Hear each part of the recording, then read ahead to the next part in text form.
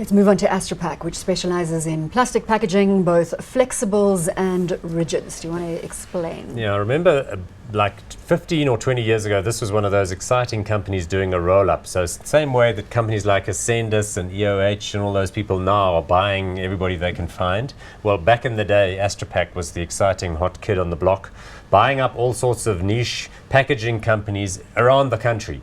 They got businesses in Bloem and Uppington and Cape Town, Durban, every single So corner. went on a real buying spree. And then in recent years, they've been offloading them because they'd really Haven't battled. been able to extract synergies and build them into one solid portfolio. Market cap here, 499.9 million rand, so really below your radar.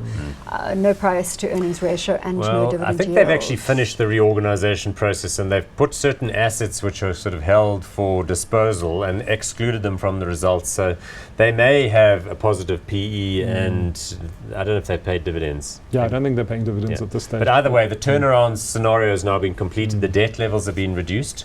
Robin Moore, the CEO, who's an ex-Nampak guy, actually did a big shake-up. They've sold off all their non-core stuff. It looks a lot better. Let's have a look at the share price graph before we go further into the conversation on this one. Yeah, a little bit of a wobble up there at the end. So most people remember that it's done poorly, but in the last year, it now looks poised to wake up.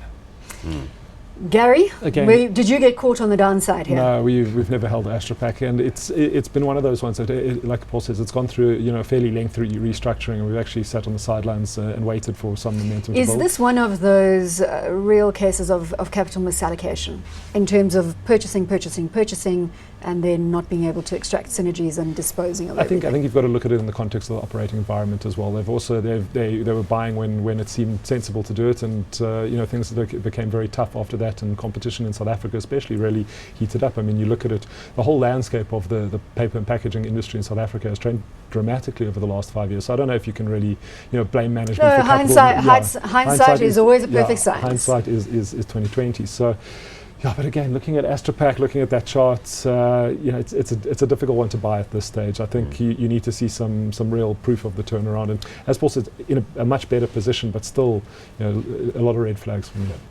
You know what's interesting is when you get an industrial company like this that gets sort of beaten down and goes down for 4 or 5 years, it's quite interesting to look at the share register. Because in this case, if you looked a year ago, you would have found Coronation with 30% of the shares. Regarding capital management, Piet Viljoen's crowd with sort of solid 20% or something. And then Metier, the private equity fund, Terry Dallet's crowd, also like 30. Now, if you look a year later, Coronation are down to 15.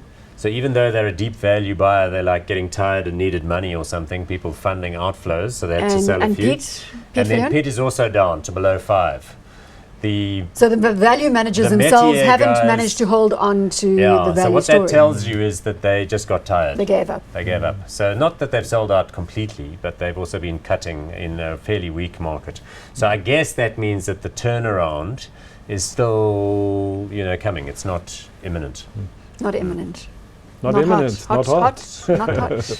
I think it's too small to get excited about. We did consider it hot a while back, and you saw that spike, but it really just needs to proceed for long enough that people start comparing its results to last year instead of to 5 years ago.